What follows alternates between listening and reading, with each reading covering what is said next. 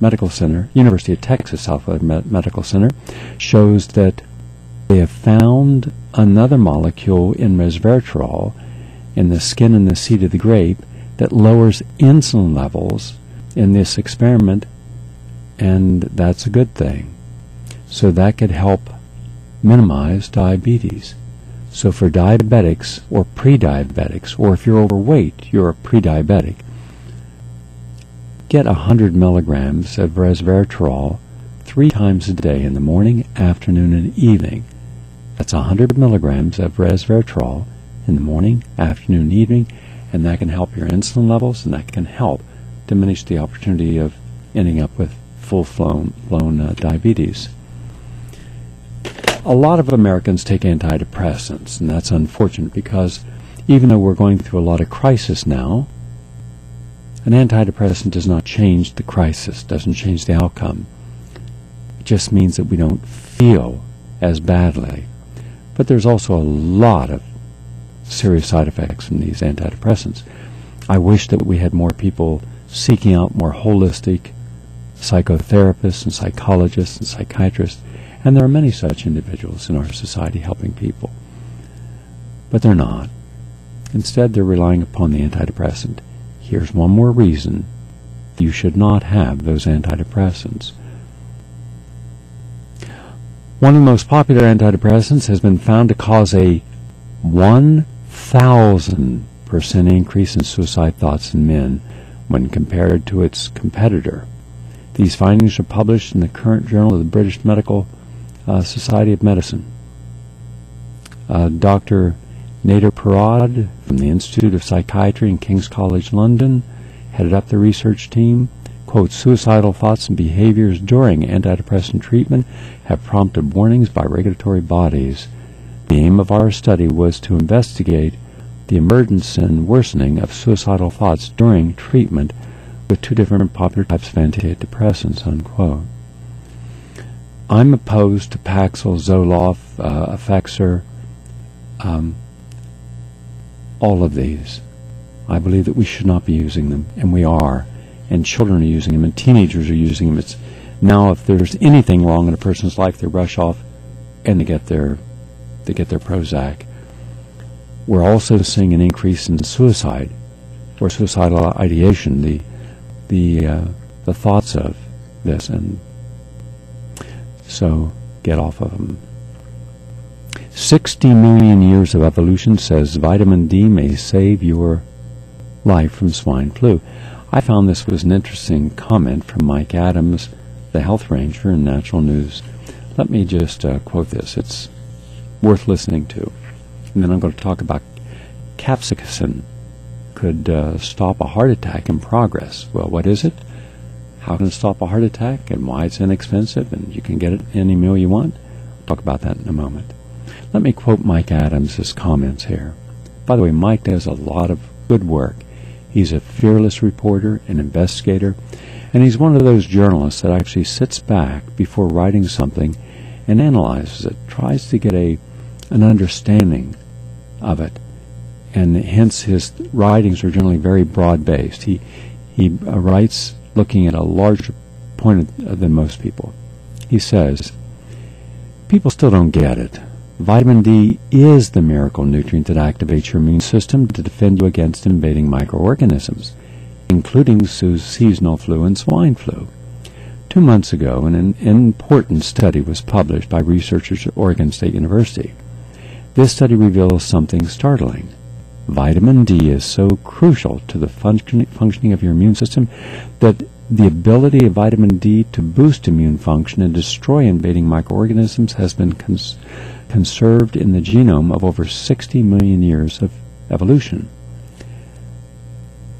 As a press release from Oregon State University explains, quote, the fact that this vitamin D-mediated immune response has been retained through millions of years of evolutionary selection and is still found in species ranging from squirrel monkeys to baboons to humans suggests that it must be critical to their survival. Quote, the existence and importance of this part of our immune response makes it clear that humans and other primates need to maintain sufficient levels of vitamin D, unquote. It's according to Dr. Adrian Gombard, an associate professor of biochemistry and the principal investigator at the Oregon State University. The announcement goes on to explain, in primates, this action of turning on an optimal response to microbial attack only works properly in the presence of adequate vitamin D, which is actually a type of hormone that circulates in the blood and signals to cells through a receptor. Vitamin D is produced in large amounts as a result of the sun exposure and is available in much smaller amounts for dietary supplements. And without vitamin D, you're a sitting duck. What this study reveals is that without vitamin D circulating in your blood, you're a ripe, juicy target for influenza, H1N1 or otherwise. If you lack vitamin D, your immune system can't activate to do its job. That's why people who are deficient in vitamin D so frequently get winter colds. But people who are high in vitamin D have the nutritional power to activate their immune system so that it can respond to invading pathogens. Crucially, vitamin D also manages to balance immune response and prevent inflammation, the leading cause of death in the 1918 influenza pandemic. So not only does vitamin D protect you from the initial infection, it also prevents your body from overreacting and killing you with inflammation. So, smart people today are doing two things. They're saying no to vaccines and yes to vitamin D. Well, good. I thought that was a good little comment from Mike Adams. Mike, thank you for doing that.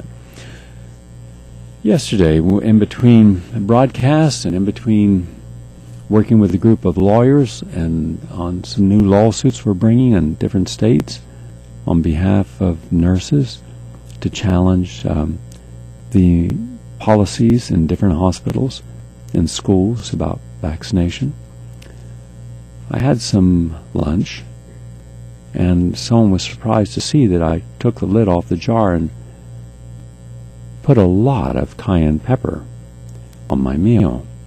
And they're looking at this because they had just put a little shake of it. And I'm putting what looked like a teaspoon, what was probably a teaspoon, of the hottest red pepper you've ever imagined. And they said, wow. I said, well, yeah, it not only makes it taste better, gives it a little spice, but it's very good for you. And they said, what does it do? And I went through all the good things that cayenne pepper does. Here's the latest, and this just came out this morning.